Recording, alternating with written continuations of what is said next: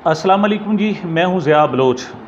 आज बात करते हैं मारूफ सीनियर सहाफ़ी और एंकर पर्सन जनाब जावेद चौधरी साहब के हवाले से। जावेद चौधरी साहब ने एक ही दिन में तकरीबन 2 मौज़ूआत पर वीलॉग किए हैं और वो वीलॉग सुनने के बाद मेरा दिल चाहा कि मैं कुछ उनके कंटेंट्स पर बात करूं, कुछ जावेद चौधरी साहब की ज़ात पर और सोच के हवाले से भी अपनी राय का इज़हार करूं और ख़ुद अपने हवाले से भी कुछ बात करूं। तो सबसे पहले तो जावेद चौधरी साहब के उन 2 वीलॉग्स के कंटेंट की बात करते हैं। एक वीलॉग किया उन्होंने मुराद सईद के हवाले से और दूसरा जो वीलॉग है वो इमरान खान साहब के हवाले से। पहले में उन्होंने जो पेशीन गोई की है और उनका जो नुक्ता बिल्कुल उरूज है, वो कहते हैं कि मुराद सईद गिरफ़्तार होंगे और साथ पेशीन गोई की है कि वो बुरके में होंगे, जिस वक्त गिरफ़्तार होंगे वो उस वक्त बुरके में होंगे। और दूसरी बात जो जावेद चौधरी साहब ने इमरान खान साहब के बारे में की है, वो कहते हैं कि 25 जुलाई को वो गिरफ़्तार हो जाएंगे। उन्होंने ज़्यादा इम्कान यही ज़ाहिर किया है कि वो गिरफ़्तार हो जाएंगे।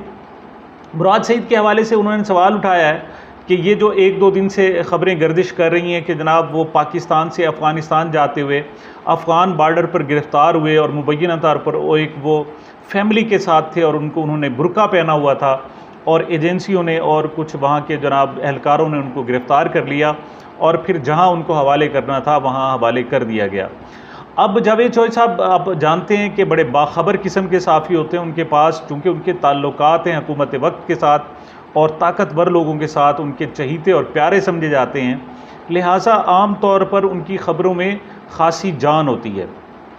तो इस हवाले से लेकिन वो कहते हैं कि मुराद सईद जो है वो उनकी इतलात के मुताबिक गिरफ़्तार नहीं हुए। अब वो कहते हैं कि 2 इम्कानात हैं। पहला इम्कान तो ये है कि बड़ी वो तनकीदी नुक्ता नज़र से और इस्तेहज़ा और मजाक उड़ाते हुए कहते हैं कि या तो वो आज़म खान की तरह किसी दोस्त के पास होंगे और काफ़ी दिन हो गए होंगे, उनको कम से कम महीना हो गया होगा कि वो उनके पास होंगे और इस वक्त वो दफ़ा 164 का जो बयान है आज़म खान की तरह वो लिख रहे होंगे, किसी वक्त भी ज़ाहिर होंगे और वो जाकर पुलिस स्टेशन में इमरान खान के ख़िलाफ़ वादा माफ़ गवाह बनते हुए दफ़ा 164 का बयान दे देंगे।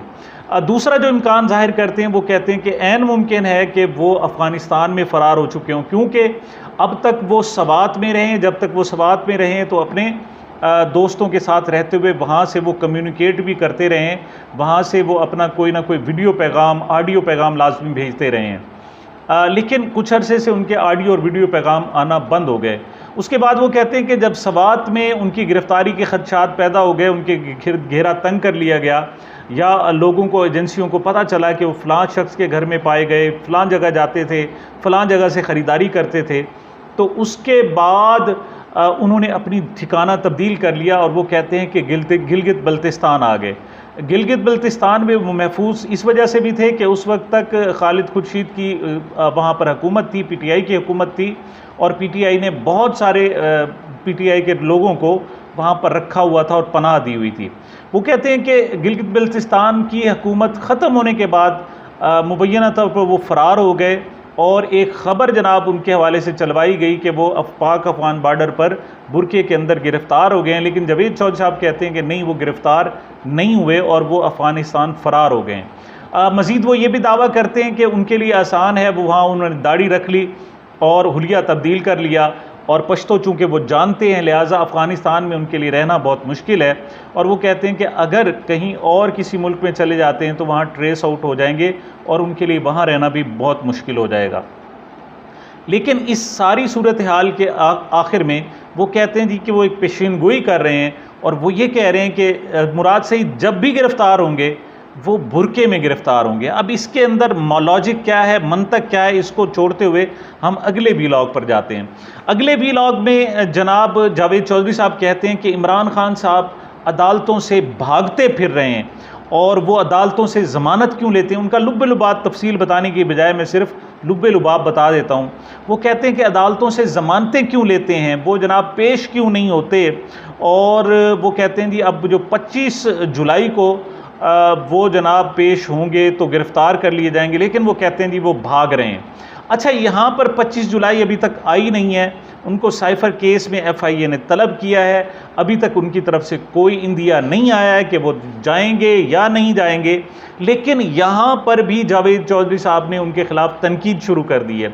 वो कहते हैं जी बड़ा घटिया लीडर है, बड़ा बुज़दिल किस्म का बंदा है और ये जनाब पेश नहीं हो रहा, इसको तो पेश हो जाना चाहिए था। मुझे ऐसे लगता है कि FIA ने 25 तारीख को उनको तलब किया है, तो उनको चाहिए था कि वो 18, 19, 20 को ही पेश हो जाता और कहता माई बाप मैं हाजिर हो गया हूँ, तो फिर जावेद चौधरी साहब के शायद तवक्कुआत पर वो पूरा उतरते। इस वक्त वो पूरा नहीं उतर रहे। वो कह रहे जी उन्हें गिरफ्तारी का डर है और जनाब वो ज़मानत कराते फिर रहे हैं। तो ये ज़मानत कराना कौन सी बात है, ये तो भागने वाली बात हुई।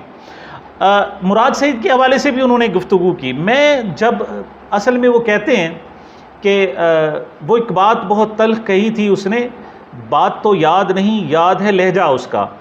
मुझे जावेद चौधरी साहब की बातों पर कोई बहुत ज़्यादा अगर एतराज़ ना भी हो, तो मुझे कम से कम उनके लहजे के अंदर उनका जो फतूर है और मुंह से जो उगलने वाला जहर है, उस पर कम से कम मैं बड़ा जिस किस्म हुआ हूँ। और मैंने कहा कि ये कैसे सीनियर सहाफ़ी हैं जो अपने आप को मॉडल कहलाते हैं, रोल मॉडल कहलाते हैं, 7-8 किताबों के मुसन्निफ़ हैं, रोज़ाना लेक्चर देते हैं और रोज़ाना जनाब हक़ बात की तलकीन और सही बात की जनाब वो ताकीद करते हैं। लेकिन पोजीशन ये है कि एक हुकूमत जिसके खिलाफ एक शख्स जिसके खिलाफ 200 बेबुनियाद मुकदमात बना दिए गए हैं और वो रोज़ाना 20-20 केसों में पेश होता है, उसके बारे में कहना कि वो छुपता फिर रहा है, उसने बाल्टी क्यों पहनी हुई है, वो अपनी हिफाजत क्यों करता है, उसने अपने सिक्योरिटी गार्ड क्यों रखे हुए हैं, व्हाट नॉनसेंस। क्या मतलब ये जावेद चौधरी साहब की ये पोजीशन है कि उसने अपने गार्ड क्यों रखे हुए हैं, वो अपनी ज़मानतें क्यों कराता है। ये तो डरपोक होने वाली बात है जनाब ये, वरना तो जनाब वो पेश हो जाता। और अभी 25 जुलाई है नहीं और वो कहते हैं जी उस पर 2 इम्कानात। वो कहते हैं जी मेरा दिल करता है कि वो 25 जुलाई को पेश नहीं होंगे, वो चाहेंगे कि पहले ज़मानत कबल अज़ गिरफ़्तारी करवा लें। तो भाई अगर वो ज़मानत कबल अज़ गिरफ़्तारी करा लेते हैं तो इसमें आपका क्या है, वो उसका कानूनी हक है। क्यों? वो शख्स है इमरान खान जो 200 मुकदमात में हुकूमत का इतनी बेजिगरी से सामना कर रहा है, उस पर जुल्म के पहाड़ तोड़ दिए गए, उसकी पार्टी को रेज़ा रेज़ा कर दिया गया, उसके करीबी साथियों को गिरफ़्तार कर लिया गया, 10 से 15 हज़ार लोगों को पाबंदे सलासल कर लिया गया। लेकिन फिर भी एक इंतहाई वक़ार के साथ इन तमाम के तमाम 14 जमाती टोले का वो मुकाबला कर रहा है, 7 इस्टेब्लिशमेंट का मुकाबला कर रहा है। उसके खिलाफ कौन कौन सा घटिया हथकंडा इस्तेमाल नहीं किया गया, उसके निकाह के खिलाफ मुकदमात दर्ज कराए गए, लेकिन फिर भी वो खंदा पेशानी से गुफ्तगू कर रहा है। और आप उसे ही कह रहे हो कि ये पेश नहीं होगा और पेश होगा तो ज़मानत करा के जाएगा। लेकिन वो कहते हैं जी अगर ज़मानत ना हुई तो फिर पेश नहीं होगा। तो भाई पेश नहीं होगा तो कहाँ जाएगा? ये तो आप अपनी हुकूमत से पूछें कि उसके खिलाफ 200 मुकदमात हैं, आखिर उसे क्यों गिरफ्तार नहीं किया जाता? ये गिरफ्तार तो हुकूमत नहीं कर रही, बुज़दिली के मुजाहिरा तो हुकूमत कर रही है कि उसे गिरफ्तार नहीं कर रहे, वरना वो तो बैठा है, वो तो हर तकरीर में कहता है मैं गिरफ्तार होने के लिए तैयार हूँ। उनसे पूछा गया कि आप फिर अदालतों में क्यों जाते हैं? वो कहते हैं इस वजह से कि मुझे ये ना कहा जाए कि ये अदालतों से भाग गया था। यानी वो शख्स जो 200 मुकदमात में मुसलसल अदालतों में पेश हो रहा है, उसके बारे में कहना कि वो अदालतों से फिर भाग रहा है, बहुत ही अफसोसनाक सूरत हाल है। मुराद सईद के हवाले से भी उन्होंने कहा जी बड़ा बुज़दिल और बड़ा घटिया शख्स है जनाब। लेकिन जावेद चौधरी साहब, आप उसके इस्तेहज़ा उड़ा रहे हैं, उसका मजाक उड़ा रहे हैं कि देखें जी उनके खिलाफ जो जुल्म किया जा रहा है, जुल्म के खिलाफ भागते फिर रहे हैं। काश आप इस जुल्म के खिलाफ भी थोड़ा सा बोल लेते।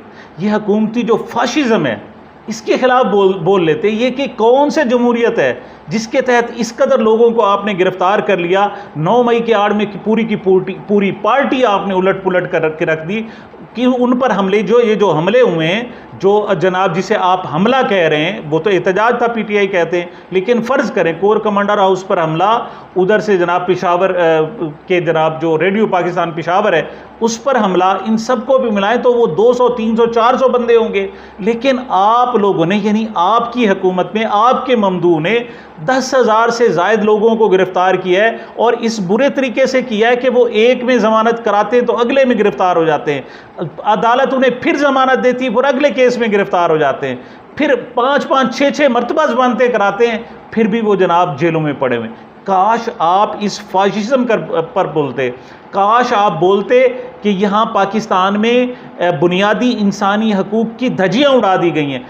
काश आप इस हवाले से बोलते, काश आप बोलते कि हमारे यहाँ इदारे बेतौकीर कर दिए गए हैं। वो FIA जो कल तक शहबाज शरीफ फैमिली के ख़िलाफ़ हज़ारों किस्म के सबूत लिए फिर रहा था कि जनाब इन्होंने मनी लॉन्ड्रिंग की है, हुकूमत आने के बाद और इशारों के बाद वो सबको क्लीन चिट दे रहा है। और इमरान खान साहब पर अलकादिर यूनिवर्सिटी का वो केस कि उनके 192 बिलियन पाउंड यानी 60 अरब रुपए इस वक्त सुप्रीम कोर्ट के अकाउंट में पड़े हैं, लेकिन उनके खिलाफ कार्रवाई किए जा रहा है कि इन्होंने करप्शन की है। काश आप इन इदारों के खिलाफ बोलते, आप बोलते कि नैब का किरदार क्या है, आप बोलते कि जनाब आज़म खान को गायब क्यों किया गया। आप मजाक उड़ा रहे हैं कि जनाब आज़म खान जैसे अपने दोस्त के पास रहे, इसी तरीके से हो सकता है इमरान खान भी, जो मुराद सईद है, वो भी अपने दोस्त के पास रहते होंगे।